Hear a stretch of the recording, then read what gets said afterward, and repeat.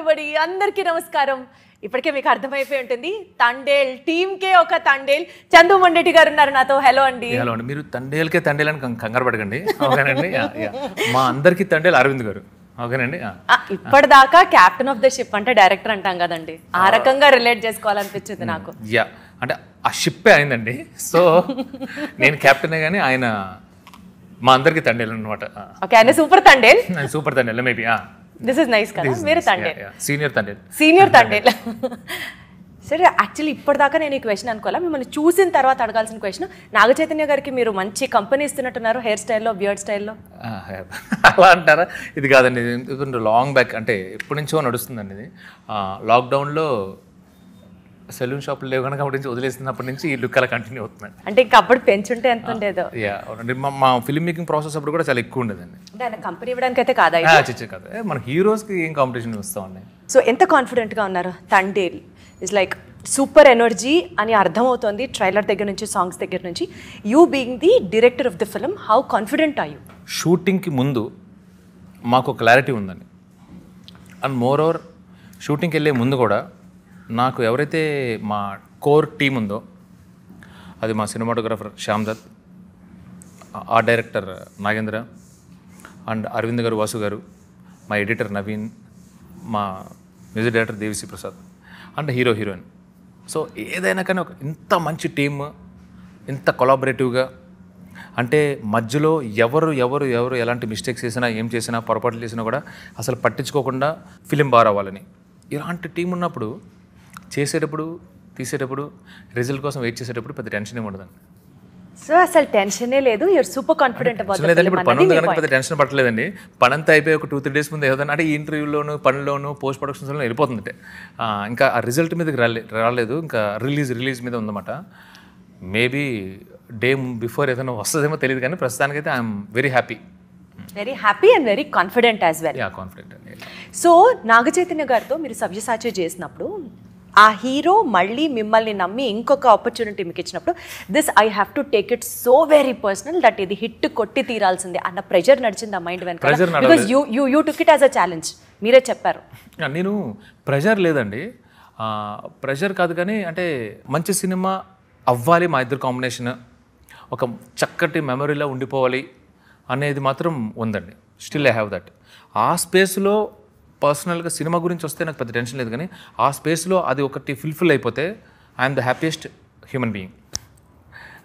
I will be the happiest person అవ్వాలి. Thank you అండి. Kartikeya 2 was such a massive hit కదండి, pan India, ఇంకా చెప్పాలంటే ఇంటర్నేషనల్లీ గ్లోబల్లీ అక్లాడెడ్ ఫిల్మ్ అంటే it was Kartikeya 2.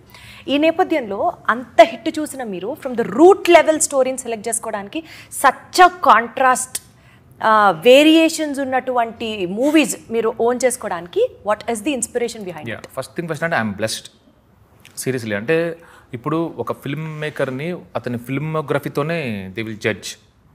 ఎలాంటి మూవీస్ తీశారు, ఒక డిఫరెంట్ జానరాస్ అటెంప్ట్ చేశాడు అనే దాని మీద ఆడియన్స్ అతన్ని జడ్జ్ చేస్తారు, అండ్ ఆ రెస్పెక్ట్ కూడా వస్తుంది. ఈ విషయంలో I'm super judge.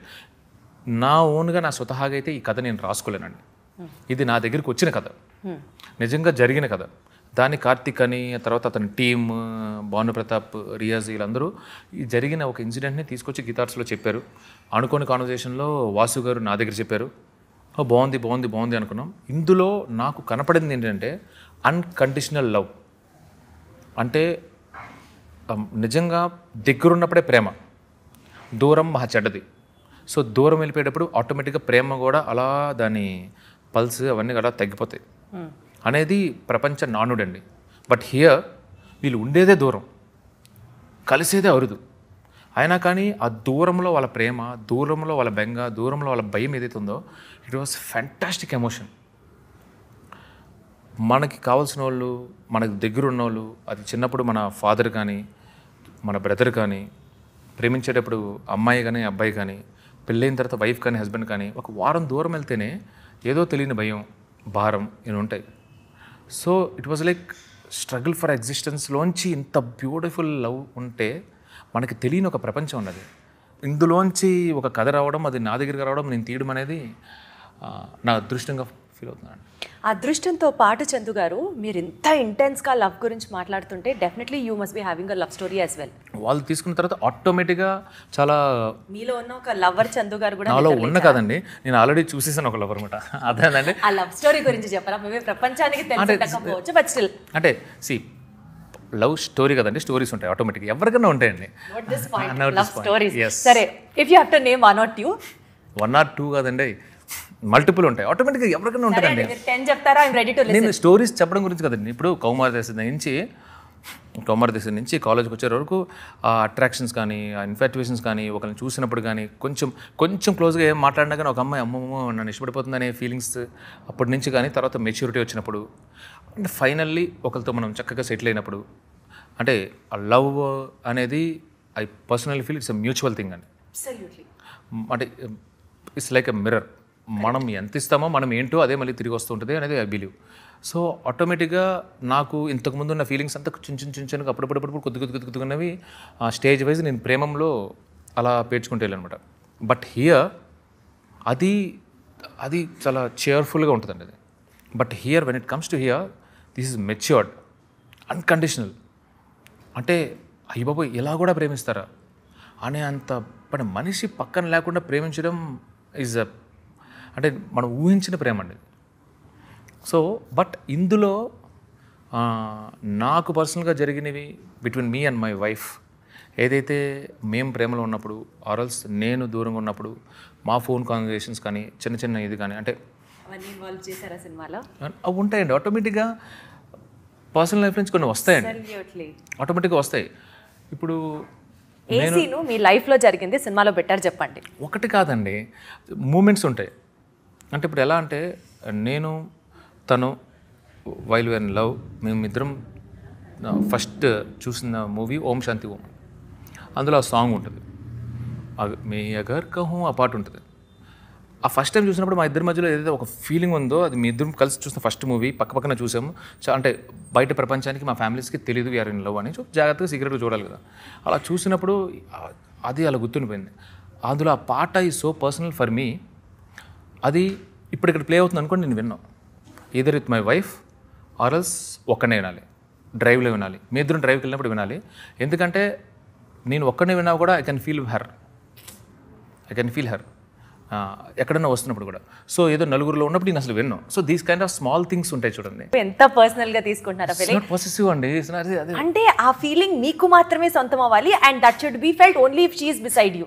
That is such a sweet. మళ్ళీ ఇంకొకటి ఏంటంటే నేను ఒక్కనే విన్నా okay, that's what I am saying. నాకు ఎవరిదైనా రింగ్ టోన్ నుంచో పొరపాటున అది అని వస్తే నేను ఇమీడియట్ కాల్ కొట్టేస్తుంది. నాకు కొట్టేసి నాకు వద్దు, నాకు వేరే వాళ్ళు. మిస్సెస్ చందు గారు మీరు చాలా చాలా చాలా లక్కీ అండ్ అద్భుతంగా ఉంది మీ లవ్ స్టోరీ వింటుంటే, కనెక్ట్ అయ్యేటట్టు. అలాగా మేము ఏది ఇంతకుముందు మాకు ఏముంటాయండి అప్పుడు తిరిగినప్పుడు బండి మీద వెళ్ళినప్పుడు కృష్ణకాంత్ పార్క్, ఇక్కడ కేబీఆర్ పార్క్, ఇలా కొన్ని ఒక ప్లేసెస్ ఉంటాయన్నమాట. నేను అప్పుడప్పుడు వెళ్ళినప్పుడు వేరే వాళ్ళు ఎవరైనా కూర్చుంటే నేను చూడలేను ఆ ప్లేస్. భయంకరమైన ప్రేమికుడు, అది నాది కదా. సో ఈ స్పేస్లో వెన్ ఒక లాంగ్ ట్రిప్ వేసి నేను వచ్చినప్పుడు I like to surprise her. అంటే చిన్నవేనండి, అంటే 31st మార్నింగ్ 10 o'clock రావాలంటే 100% నేను ఆ డే చెప్పను. సో సడన్గా రావటం, ఎక్సైట్మెంట్, రాత్రి అంతా వచ్చినా కానీ పొద్దున్నే కావాలని అంటే ఒకటి పెట్టి అది చూసినంటే తను వచ్చాడు అనేది అది ఉంటుంది చూడండి. ఈ వేషాలు ఎక్కువ. సో ట్రైన్లో తనకి సెండ్ ఆఫ్ ఇచ్చిన తర్వాత నువ్వు వస్తే బాగును అంటే కష్టంలో నాకు వర్క్ ఉందన్నప్పుడు అలా 4-5 స్టేషన్స్ తర్వాత మళ్ళీ సడన్గా రావడం ఉంటుంది చూడండి. So these kind of things ఉన్నాయి కదా.